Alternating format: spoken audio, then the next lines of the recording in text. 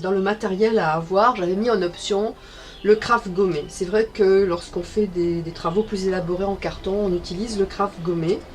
Là, je vais vous montrer avec deux autres petites plaques de carton comment est-ce qu'on peut l'utiliser au niveau de la découpe. Je ne vous conseille pas de le faire si vous n'avez jamais touché le carton auparavant, si vous n'avez jamais pratiqué la découpe du carton auparavant.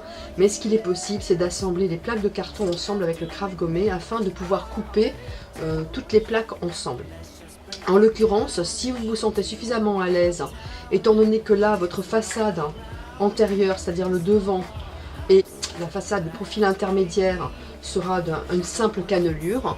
En principe, sur le cadre en carton que nous allons faire, vous devriez avoir un premier profil en double cannelure, c'est-à-dire un peu plus épais, donc un peu plus difficile à couper, pas très difficile mais un peu plus difficile.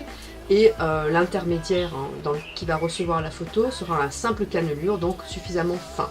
Si vous voulez tenter la chose, ce qu'il faut faire à ce moment-là, donc vous prenez un récipient avec un fond d'eau, une éponge et votre rouleau de craft gommé. Ce que vous allez faire, vous allez assembler vos profils avec du craft gommé pour les faire tenir ensemble tout simplement. Donc le craft gommé, il y a un côté qui est un peu brillant, que vous allez passer légèrement dans l'eau et qui va adhérer au support.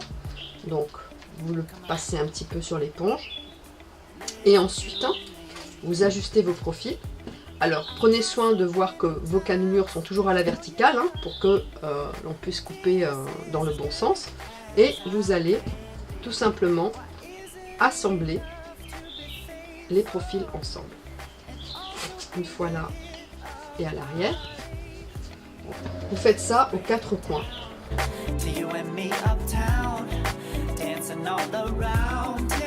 Tout simplement pour maintenir les profils ensemble et ensuite pratiquer la découpe.